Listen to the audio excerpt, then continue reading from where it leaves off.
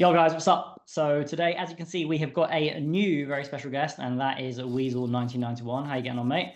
All right, man. How are you? Good. I think we should probably let the viewers know that we did record this yesterday, or try to, and both of our cameras were absolutely losing their minds because it was so hot. So hopefully we will have a bit of better luck this week. So what we're going to be doing is we're going to be watching Weazel play like some 2-5 and some 5-10, or is it both 5-10 tables? Both 5-10, yeah. Yeah, okay. 2 tables of 5-10.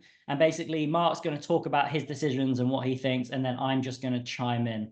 Not ghosting, but let's just say kind of giving a bit of tips and feedback and like kind of semi-coaching type style, I guess.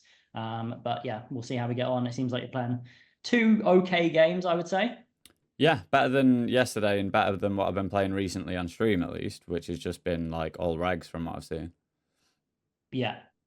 You've been grinding mostly 2-4, 2-5, 5-10 on ACR and GG, right? Yeah, mainly on ACR, and it's been pretty, because of the time of day that I play, it's been like super reg heavy for the most part, so. Yeah. Welcome to the UK or the European daytime grind zone. In Australia, you just don't have any of these really good, tough Euro regs, so it's pretty nice, but yeah, it's unideal in the day here. Yeah. I flat 8's here on the button. I don't know if there's merit to it. There's a recreational, I assume, in the big blind, but I don't know how well this hand is going to perform multi-way, especially when he's not that deep anyway. So I am flatting more in general when there's a rec in the big blind, because obviously I'm happy to play with them as well, but I don't know how well 8's performs in that sort of dynamic, like 3-way. Yeah, so. I think it's really good. You can 3-bet. This player is very, very aggressive. I don't know if you know this player from Stars. They're called Tutti. Rodriguez, you mean? Or... Yeah, Rodriguez, exactly. Like a very, very well-known high-stakes reg. Plays loads of 1K in battles and seems to be doing well in GG 1K battles somehow. I think when you have recreational big blind, you just want to cold call a lot more, like ace queen offsuit and pocket eights and these kind of hands. You just want to get in there, especially in position. So I'm happy calling. Okay. Are we ever like flatting really strong hands? I think it would have to be a really special VIP in the big blind if you're going to start flatting like kings and aces and queens and that kind of thing. Because like a really 3-bet happy recreational, yeah, for sure. But generally speaking, most recreationals, nah, I was still 3-bet, to be honest. Okay. Speaking of 3-betting, we got kings. We 3-bets. Board wise, I would imagine we're probably doing something like half pot. I think this board hits us pretty well. I would definitely not range bet this, so I'm going slightly bigger, but I don't think I want to go too big. So this is a kind of board I think betting half pot is fine. It turns really nice, and I think this hand, I just want to bet shove here. I think for the most part, he can have all the sets, some 8-9 suited, but so can we, I think. And there's loads of hands that we just don't want to give a free card to, I think, and loads of very, very easy bluffs in our shoes. So I'm going like half pot, and then shoving a shit ton of rivers, I think. I think I'm still going to shove the jack. Blocker combo with king jack suited. It's not like there's going to be that many draws. So my issue with this is I don't know the opponent. I don't really like check folding here against an unknown, and I don't like check calling because I don't think there's many bluffs. If there was like 2 hearts or something on the flop or turn, I think maybe. But here I can still rifle off like king queen of diamonds and shit, and sometimes you're just going to get snapped by jack X pretty often, but I don't have a size other than shove, so I'm going to shove and fade the snap. Oh my god, I was so glad you didn't get a snap called. Yeah, obviously. What do we think? This is a really interesting one. I think river actually is too thin. And reason for that is that they just have so much more jack X than us. I don't think we get to just bet the turn with king jack and king jack and queen jack that much. Simply because, or have I frozen? No, sorry, I was screenshotting, so my bad. Carry on. Oh, that's fine, yeah. So we don't have much jack X because we don't bet king jack and queen jack. It's kind of already getting a little bit too thin on the turn because of the flop straight. So I think they just have way more jack X. So I actually think this is probably a really, really, really low EV card for us. I definitely like what you said about not wanting to check call the river, because I think you do block the bluffs, all the king queen suited, which is like just a disaster for us, so we don't want to be doing that. I think I would go 10% pot on the river. I think that would be the sizing that I'd want to use. I think I would have all ins. That'd be coming from like pocket tens and hands like that, other boats. I think kings and aces and overpairs now just become quite natural, very, very small sizings. Could be really way off with that, but that's just intuitively what it feels like. It's just such a bad river. Yeah, I kind of agree. I always forget about the really small bets. Like, it's something that I've only just started, like, well, in the past 6 months, maybe incorporating into my game. Yeah. So I always I've kind of definitely forget. seen you do that on stream quite a lot. I've seen you using very small sizes. Recently, yeah. I'm literally just kind of getting it. And I sort of forget, you know, I'm like, with the SPR is like, what, 0.8 there? And so I'm like, oh, well, it's, you know, shove or check. Forgetting that, you know, I can have these smaller sizes that are going to do well, because he's just going to be forced to call a lot of 10x. Like ace 10 is just, if he's calling flop and turn, he's just going to have to call those hands. Yeah. So and it's not like you're not going to have jack 10 in this line as well, so you are protected with being able to go very small, blocking the calling range and unblocking the bluffs. You may want to check with jack 10, but yeah, you get the idea. So do you think just betting small only and check, or are we having shoves with like hands like pocket tens? Yeah, it's tough to know really, because I think this is just such an incredibly low EV card for us that we probably just have like mostly checks and then maybe only small sizes. But because when you have pocket tens, when you bet small, you do capture versus value range anyway, because jack X will always shove. Yeah, So exactly. maybe you can just go the tiny sizing with your entire range. Well, that bets not your entire range, obviously. Yeah, fair. Interesting spot either way, I think. Really interesting. Yeah. I'm very glad you didn't get snap called, because there was obviously a good chance you were going to get snap called there. No. I know 100% that in that spot, like, I need to fade the snap. I need to get the tank call. But I think, you know, it's easy to balance in a way, because I can always just, I can have a lot of like king queen and stuff like that, and ace queens that, you know, I could do a lot of bluffing and then so, you know, theoretically shove thinner. But so check back here on this flop with a gutter, and yeah, I think that once I have check back, I am going to bat the turn. I'm going to go for like half pot, and then probably bluff a reasonable amount of rivers.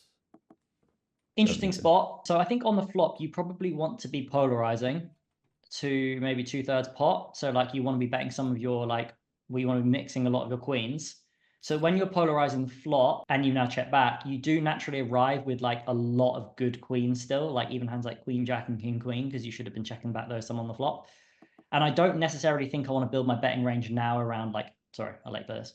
Yeah, I've got a couple of spots here. So, I mean, I guess just check call here, but maybe I should just bet the river. I don't know. So we check call flop, check turn, and then he bets this size on river, and I'm wondering if it's too thin to raise. What do we think? Yeah, too thin to raise versus that sizing for sure. Yeah. I actually really like the check on the river as well. I think this is a river that's going to get delay bluffed a lot on the king. For sure. I'm probably close to range checking on that river. Yeah, let me have a look at the board again actually. God, well, there's loads of bloody interesting spots already. Like, yeah, it's good. Very good. Like, chill. So 10-9, we pull out the big blind. And then we check call flop, check turn, and then check call river. Yeah. I think when you're unblocking the bets from in position from the king X, and you're also double blocking the calls, so like a hand like ace 9 or something like that, which is very conceivable that they can be betting the flop, checking back, and then wanting to call a bet on the river. Okay. That would be my assumption. And then the other thing, going back to the 9-6, is that because you're going to be relatively polarized on the flop, I don't really want to start building my betting range around a 10 on the turn. You went half pot. So I would actually just continue to polarize the turn and go like queen X plus, and you're still allowed to bet a hand like queen deuce on the turn, but you just won't do it that frequently. I'd rather have that approach than kind of opening the door with the 10 here. I'm sure that there are going to be mixed between small and big sizes, but as a one sizing approach, I'm just going to go very good, very big, and just go queen X plus. Okay. Okay, ace king against a rack here. I am just gonna shove against 60 odd big blinds. I think I think I'm just gonna shove. I'll explain my reasoning in a second. Mainly because I three bet think to he'll have 9. some, he'll flat against like small sizes, which is fine because I guess we'll keep in some hands that we just like do really, really well against. But I'm happy to just get it in, and maybe they'll just call ace queen and ace jack suited and stuff anyway when they have 3-bet it for that amount. It was 9 big blinds, right? Yeah, 9. Yeah. I think flatting, I would never really flat with ace king against a recreational in position. I'd just 4-bet, but the fact they made it 9, I would also just jam it in. So this one's interesting. I think on this board I'm going to check because I don't normally like checking when there's a rec in the big blind. The reason being is in case he checks back and he's got something that just wants to get in on this flop. Like, I feel like I'm missing out sometimes. I think on this board specifically, the button's going to hit it pretty hard. So I think check in and potentially check raising because it's going to go back call pretty often. Here, I'm going to call. The SPR is only going to be less than 2 against just him. And it gives him some room to overcall or, you know, whatever. And I think against like top pair and stuff, and we can still get it in anyway. So, and then have a very clear jam on river versus, well, I mean, versus any size. I would just jam anyway if he's got a better hand. Good luck to him. He's got queen 9 and 9-7 somewhere. It's unfortunate. What do we think he's calling? Something like 10-9. I reckon he's going to call. Queen 10. It looks like a 10 for sure. Yeah, best to ever do it, boys. Called it. Nice hand. And also, I think we maybe didn't take the best line. Okay. I think checking the flop is definitely the right line. Reason for that is that the reg is going to actually, the button is a winning reg, by the way. The reg is going to stab fairly frequently in this situation, like with a bunch of like 10x and other draws, knowing that like the recreational is going to be way out of line and misplay and make loads of mistakes. And then on the turn, when the reg does check back and then you get the lead from the recreational, the reg's just on the deuce is just never going to put any more money in. And I think just the recreational is just so often just going to have like a 1 pair or an open ender or a gut shot. And if you make it like 9 big blinds or 9.5 big blinds, they're not going to fold. And then you only have like an SPR of like 0.6 on the river as opposed to like 1 point something. Yeah. It's a really nitpicky thing, but I just think you make more money by small raising the turn. It also means you can raise the turn with like just every jack X. So yeah, I would prefer to have done that for sure. I do actually agree with you. As I was saying, like, oh yeah, you know, I can call here and then the red can get involved. I was thinking after I said it, I sort of look at the turn, which is the 2 of clubs, and I'm like, well, he can't improve on it. He can't pick up anything on it unless he has deuces.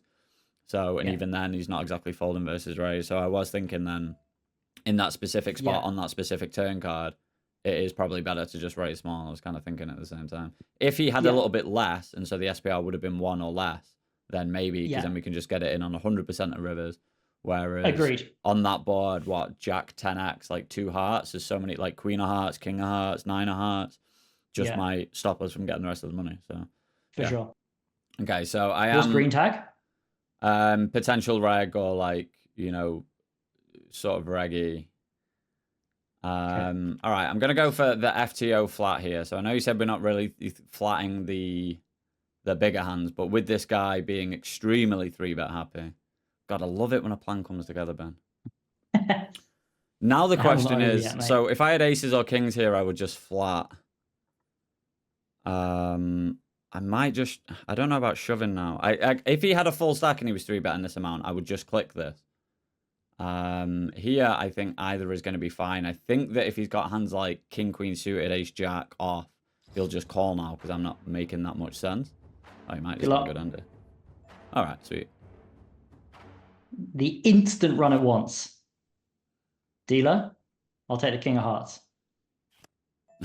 You. King of hearts is still coming, don't worry. Jesus. Squeeze it. King. King. Fuck. Come on. Your line was very, very good. I'm really pleased to see you call. You were going to 3-bet, you were going to also 3-bet, and then you realized that that player was behind. So yeah, that's like such good exploit play. And it's gone absolutely horribly. Okay. Gives you the old thank you. Gives me the old thank you. Right, so this one's a bit awkward because we're 140 deep here. Playing 4-handed against a bunch of regs. I mean, because I don't think I can click fold versus him anyway. If we were 200 deep, I would only, even against him, I would play clicks because I don't want to get it in for 200. But if I make this like 47 and he shoves, I just don't know if I can fold anyway. So I'm going to shove here, but I'm not really sure about it. That's good news. That's not.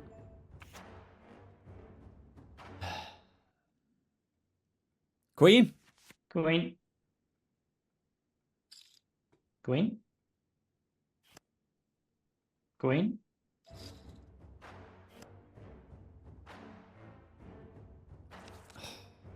Oh, So brutal 2 hands. I have an interesting spot here. So I open king 6 suited. We go 4-way. Checks round on the flop. I bet half pot on the turn after check. It goes call, and then this guy donk jams on the 6 of diamonds river. I think folding just because I don't really see a realistic bluff. It'd have to be a complete airball. So, and we got to play left to act. They can both have flushes. Yeah, good fold, really good fold. I'm not going to go too much into it, but like I think you could have click 5-bet the queens and folded versus button if they shoved, but it's whatever. Okay, if I click, do you think they are just folding ace king? The main reason I don't want to play 5-bet shove 150 deep is because like if I do have aces here, I definitely do want to be small 5-betting. Okay. And also it means that you can get away from a hand that you were going to stack off for 100 big blinds like queens. So I think queens is the bottom there that you're going to get in. I mean, ace king as well, but you just don't really want to cooler yourself versus the button because the button is never going to then 6-bet jam jacks after you min 5-bet. So you just like, you free roll yourself basically. That's the only reason I would do it. Yeah, okay. Right, a 3-bet here, blind on blinds. I'm really unsure of what to do on the board, on this board specifically, because I don't want to bet get it in. The thing is, I don't think he's going to have that many amazingly strong hands. In terms of sizing, I guess we can probably go small on this type of board. I think we'll hit this better than in other positions when we're 3-bet as well, because we have more kind of garbagey hands, like Queen 8 or something. So we have more top pairs than we would in, you know, under the gun versus MP or something. So I think betting is going to be fine. 4 on the turn. So my issue now is I'm not really sure how much value we can get for multiple streets in terms of what people are calling with and stuff like that. I do think that we want to... Do I want to bet this hand? I mean, there's like 7, 8, 6, 7, 5, 6. I guess he has some 4x. I think this is probably close and we can probably mix. This is a kind of bad card that we don't want to see just roll off. And then when he checks, maybe 2 thin. Yeah, probably 2 thin to bet for value. I think this is... But then I feel like I've missed out on value because I've had top pair and, you know, a 3-bet part. But I think checking back now and winning... I think you played your hand well. Basically. I would use half pot on the flop, and I don't know if that's good as a disclaimer, but I would use half pot, and I'd probably check your hand a lot. The reason is that I would just much rather bet a hand with like a club in it because you just block the check raises from like queen jack of clubs, and you just have more equity. Your hand is quite vulnerable, but vulnerable in the sense of not really wanting to put in money, not vulnerable in the sense of you trying to deny equity, if that makes sense. Okay. Turn, I think, is actually really close. I think this is one of the few rivers that you probably do get to bet a little bit more than other turns. Sorry, it's probably like a turn you do get to bet a little bit more frequently, but I still think it's going to be relatively low frequency. Like I'd infinitely rather bet pocket nines than queen 8 just because they can have more 8x. Okay. And now there's just way fewer combos of 8x that they can call the turn with. So yeah, I'd probably mostly check your hand on the turn and also check your hand very often on the flop as well. Okay, and river? River definitely check. Okay. Right. 9's here. I'm gonna call a 3-bet in this position. I'm probably just playing call 100% and continue on the flop and not love it. I think 9's with a club, always continuing without a club. I'm probably always folding. Versus half pot. I'm not loving it at all, but so this card would be probably better for us in general, I would imagine. Villain may have some, like, I think this guy, if he is aggressive, 3-bets a lot, will have more, will connect with this bit better. I'm just wondering if I want to bet here, and I think yes. He checked pretty quickly as well. The thing is, I'm always concerned in these spots, like, are we getting called by enough worse hands, and then are we getting blown off our equity by bluffs? Maybe something like ace, jack of clubs will check jam, I don't know if it's better, okay, to check something like 6s or 7s, or if it's better to bet those. I'm probably checking 6s and 7s and realizing, and then betting hands like king, queen, plus, and calling. And then here we'll go into bet fold, but I'm not sure if this is just a waste of equity when we come against better hands.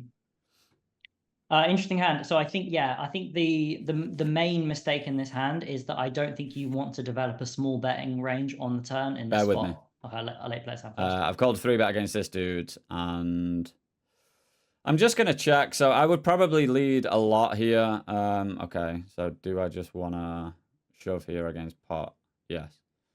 So I'm hoping this is just some kind of overpower, but I think there's a world where he just has like ace-king and just calls it off because he snapped the ace-10 earlier when he bets pot, so I don't think he's going to fold.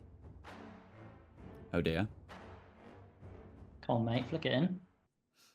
Shit. No. Unlucky. I would also shove. Lucky. I probably I probably would shove versus pot on the flop there. That's whatever, isn't it? Versus any other size, I don't think I'm going to shove. So yeah, and you could donk, but I think actually donking is a bit of a mistake versus a recreational. You just want them to put in money. Yeah, agreed. That's why I didn't lead. So the pocket nines, they have half pot the flop, which seems like good sizing from them, and we've continued, obviously. I think that like on the turn, we just don't really have, I personally don't want to build my betting structure around hand like protection hands like 7s, 8s, and 9s. 7s maybe because you can bet call.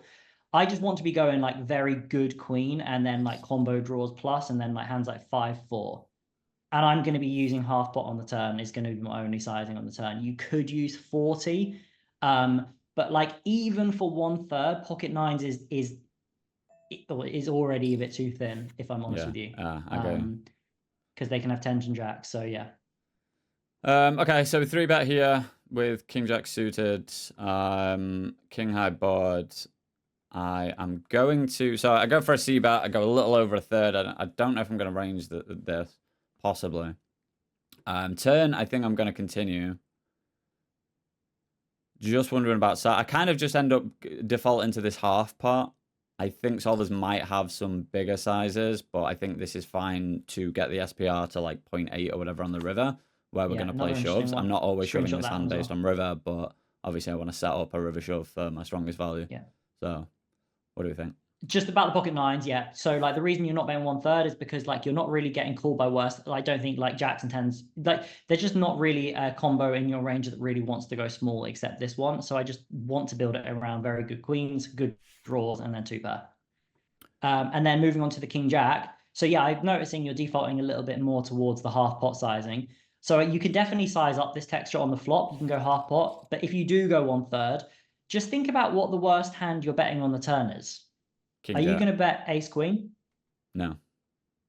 Okay. So if you're not going to bet ace queen, and then the betting structure of the betting hand, the worst hand you're going to bet is going to be king 10, then you just always think about like what is the first and worst hand you want to value bet, and then build your betting structure around that, rather than I think I should be going half pot here, so I'm going to do that. It's super easy to go, okay, I'm not betting hands worse than king 10, therefore bigger is better.